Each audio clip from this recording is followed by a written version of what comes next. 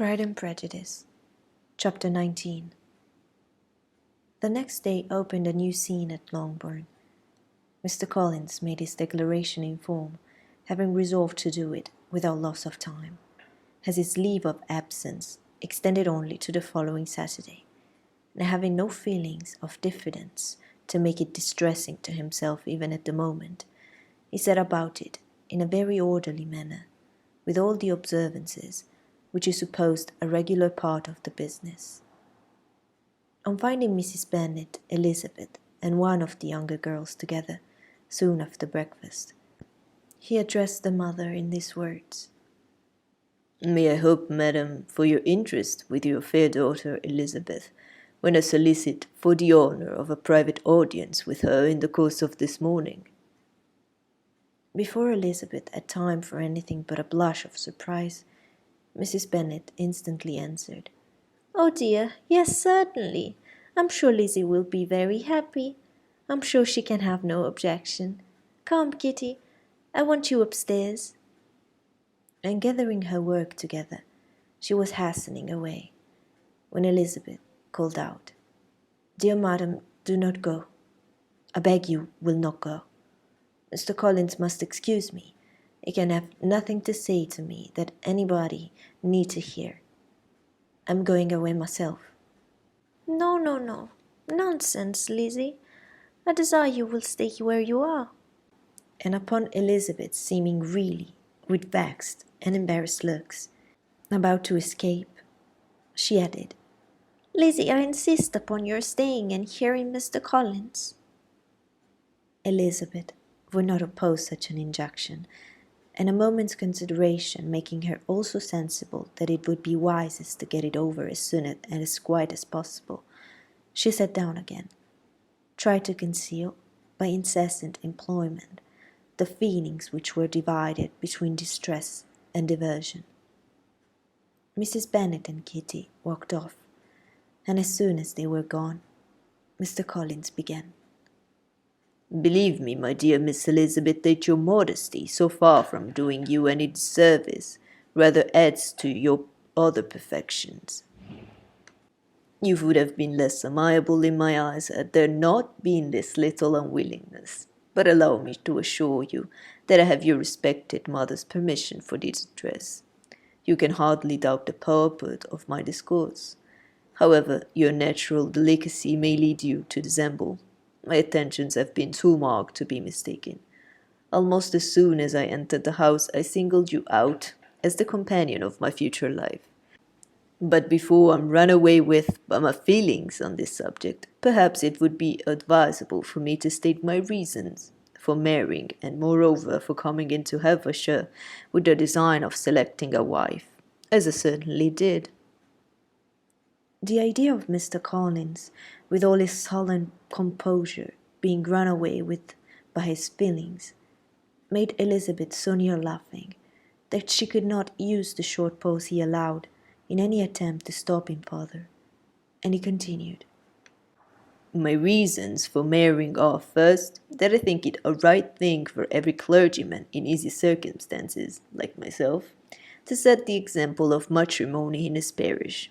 Secondly, that I am convinced it will add very greatly to my happiness.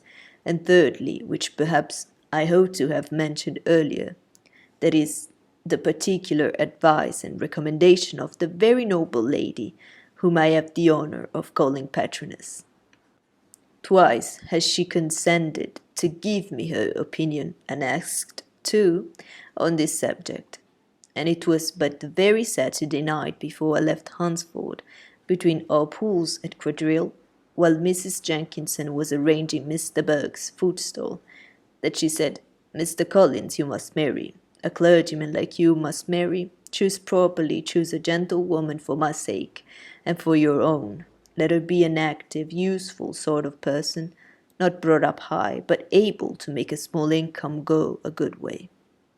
This is my advice. Find such a woman as soon as you can, bring her to Hunsford, and I will visit her. Allow me, by the way, to observe, my fair cousin, that I do not reckon the notice and kindness of Lady Catherine de Bourgh as amongst the least of advantages in my power to offer." You will find her manners beyond anything I can describe, and your wit and vivacity, I think, must be acceptable to her, especially when tempered with the silence and respect which her rank will inevitably excite.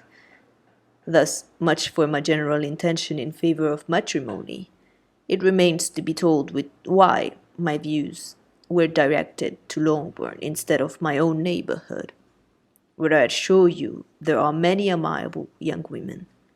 But the fact is that being as I am to inherit the estate after the death of your honored father, whoever may live many years longer, I could not satisfy myself without resolving to choose a wife from amongst his daughters, that the loss to them might be as little as possible, when the melancholy event takes place, which, however, as I have already said, may not be for several years. This has been my motive, my fair cousin, and I flatter myself it will not sink me in your esteem. And now nothing remains for me but to assure you in the most animated language of the violence of my affection. To fortune I am perfectly indifferent, and shall make no demand of the nature on your father, since I am well aware that it could not be complied with, and that £1,000 in the 4%, which will not be yours till after your mother's decease, is all that you may have ever be entitled to. On that head, therefore, I shall be uninformally silent, and you may assure yourself that no ungenerous reproach should ever pass my lips when we are married. It was absolutely necessary to interrupt him now. You are too hasty, sir, she cried. You forget that I have made no answer. Let me do it without further loss of time. Accept my thanks for the compliment you are paying me. I am very sensible of the honor of your proposal, but it is impossible for me to do otherwise than decline them. I am not now to learn, replied Mr. Collins, with a formal wave of the hand, that it is usual with young ladies to reject the addresses of the man whom they secretly mean to accept, when he first applies for their favor, and that sometimes the refusal is repeated a second or even a third time. I am, therefore, by no means discouraged by what you have just said, and shall hope to lead you to the altar ere long. Upon my word, sir, cried Elizabeth, your hope is rather an extraordinary one after my declaration. I do assure you that I am not one of those young ladies, if such young ladies there are, who are so daring as to risk their happiness on the chance of being asked a second time. I am perfectly serious in my refusal. You could not make me happy, and I am convinced that I am the last woman in the world who could make you so. Nay, were your friend Lady Catherine to know me, I am persuaded she would find me in every respect ill qualified for the situation. Were it certain that Lady Catherine would think so, said Mr. Collins, very gravely. But I cannot imagine that her ladyship would at all disapprove of you, and you may be certain that, when I have the honour of seeing her again, I should speak in the highest terms of your modesty, economy, and other amiable qualifications. Indeed, Mr. Collins, all praise of me will be unnecessary. You must give me leave to judge for myself, and pay me the compliment of believing what I say. I wish you very happy and very rich, and by refusing your hand, do all in my power to prevent your being otherwise. In making me the offer, you must have satisfied the delicacy of your feelings with regard to my family, and may take possession of Longbourn estate whenever it falls, without any self-reproach. This matter may be considered, therefore, as finally settled. And rising as she thus spoke, she would have quitted the room had not Mr. Collins thus addressed her. When I do myself the honour of speaking to you next on the subject, I shall hope to receive a more favourable answer than you have now given me, though I am far from accusing you of cruelty at present, because I know it to be the established custom of your sex to reject a man at the first application, and perhaps you have even now said as much to encourage my suit as would be consistent with the true delicacy of the female character.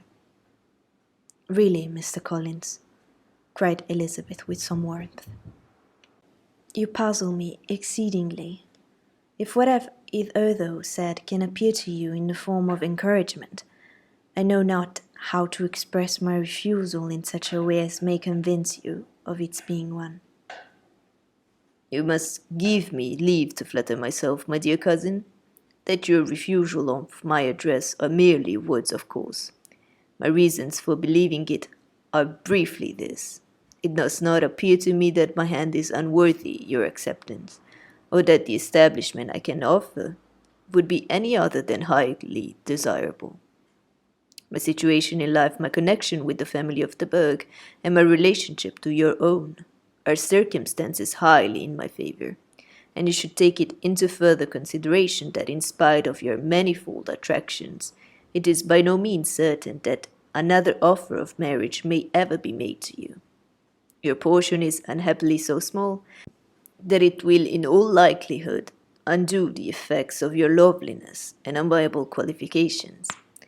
As I must, therefore, conclude that you are not serious in your rejection of me, I shall choose to attribute it to your wish of increasing my love by suspense, according to the usual practice of elegant females. I do assure you, sir, that I have no pretensions whatever to that kind of elegance which consists in tormenting a respectable man. I would rather be paid the compliment of being believed sincere. I thank you again and again for the honor you have done me in your proposals, but to accept them is absolutely impossible. My feelings in every respect forbid it. Can I speak plainer? Do not consider me now as an elegant female intending to plague you, but as a rational creature speaking the truth from her heart.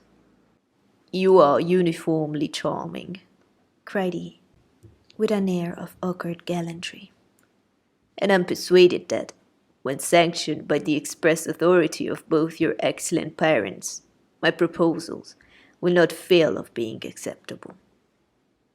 To such perseverance in wilful self-deception, Elizabeth would make no reply, and immediately and in silence withdrew, determined that if he persisted in considering her repeated refusals as flattering encouragement, to apply to her father, whose negative might be uttered in such a manner as must be decisive, and whose behaviour, at least, could not be mistaken for the affection and coquetry of an elegant female.